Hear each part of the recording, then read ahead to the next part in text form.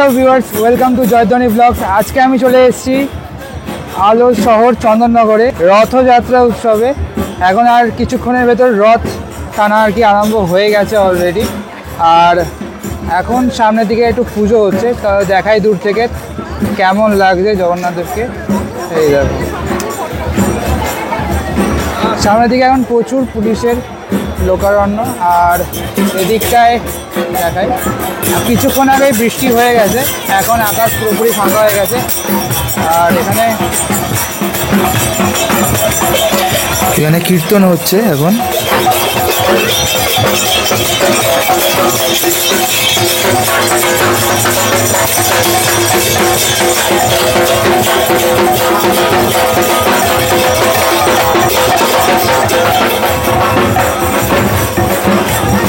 এখন কিছুক্ষণ আগে বৃষ্টি হয়ে যাওয়ার পর আকাশটা একদম মেঘটা কেটে গেছে আর নীল রঙের বেশ সুন্দর আকাশ দেখাচ্ছে। আর অলমোস্ট আমি রথের একদম সামনে চলে এসেছি। দেখাই তোমাদের রথটাকে খুব সুন্দরভাবে ফুলের মাধ্যমে সাজানো হয়েছে।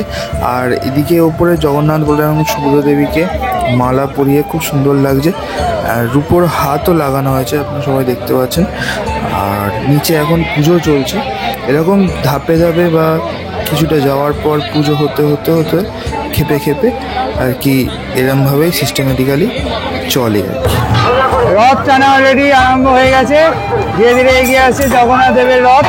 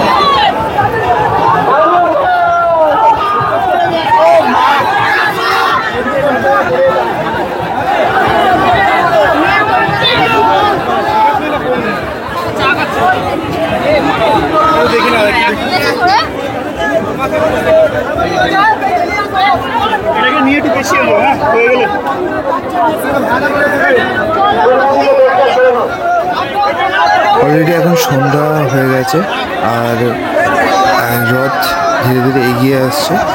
আর এগিয়ে আসার সময় দেখতে পাচ্ছেন যে সব দিকে আর কি আলো আর কি বন্ধ করে দেওয়া হয়েছে, যাতে কোনো হাই টেনশন তারে রথের কোনো অংশ আর কি যাতে না তারে লেগে যায় বা কোনো দুর্ঘটনা হয়। এই জন্য পুরো রাস্তা একবারে অন্ধকার হয়ে গেছে। আর খুব সুন্দর লাগছে দূর থেকে জগন্নাথ দেবকে অপূর্ব।